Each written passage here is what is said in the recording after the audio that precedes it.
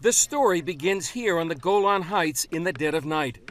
Israeli soldiers inside Syria providing hope in the form of life-saving medical supplies for Syrians caught in a long and bloody civil war. Their partner?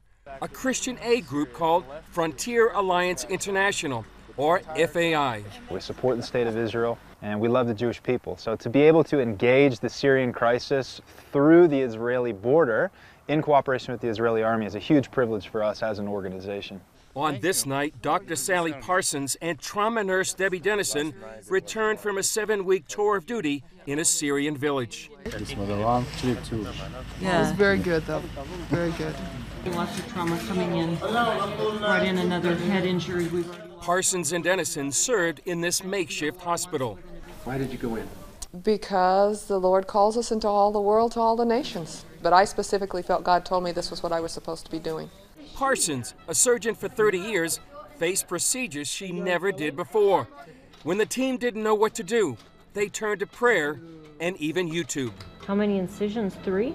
How many compartments? Well, it is in the, you got me. I think it's probably 2, but cutting the skin. Okay, so they're just going lateral. And then we downloaded a YouTube for a cesarean section, and we did that, and I prayed a lot more than I read. During her career, Parsons had never performed a C-section. In Syria, she did 6. And I have to tell you, when I delivered that first little baby, I could just feel his hands on my hands. It's what sustained us, to be able to see new life in the midst of such horrific war was just a blessing beyond belief. Dennison found a hidden beauty beneath the veil of the Syrian women. In the women's exam room, they would take off that burqa and they would reveal their faces. And it was so miraculous to me because they were no longer hidden.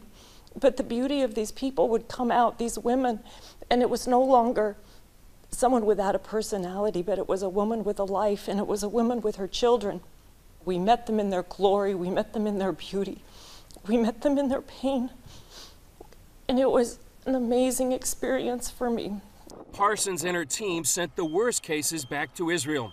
Their mission is part of a larger project called Good Neighbor, where Israel provides food, fuel, water, and medical treatment across the border. So far, Israel has treated more than 5,000 Syrians in Israeli hospitals.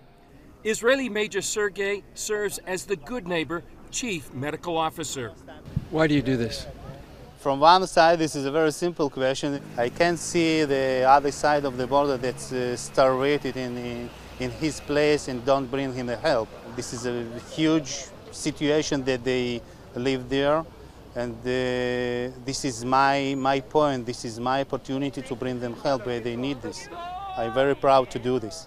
I don't know of another military in the world who would prioritize affectionate engagement with their enemy to build a good neighborhood. What the IDF has done over the last 5 or 6 years since the revolution started has said, hey, let's put politics to the side and let's seek to build a good neighborhood by being good neighbors. I'm very proud to be in this point. I must tell thank you for the FIA organization about that they bring the high professional medical staff to help to the Syrian side. This is not as simple, and I am, especially as an Israel officer, I'm very proud to be in this situation. Most of the wounded come here to Nahariya Hospital in Israel.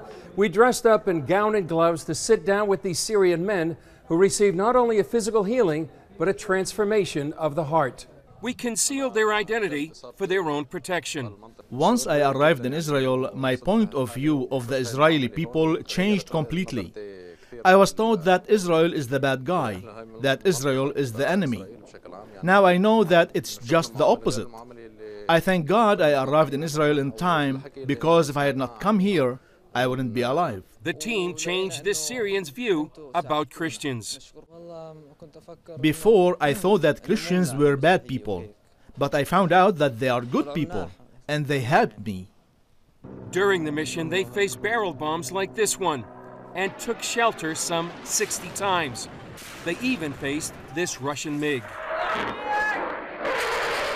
I considered that I could lose my life there, but I considered that if he called me there, he was going to sustain me through that, and that everything was going to be fine. You had to count the cost. You had to say, do I love you enough that I'm willing to lay down my life? Of course.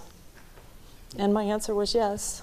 Thomas calls them heroes. These are laid down, selfless, incredibly Christ-like people. The author of Hebrews said, these are of whom the world is not worthy. I think these people are of whom the world is not worthy.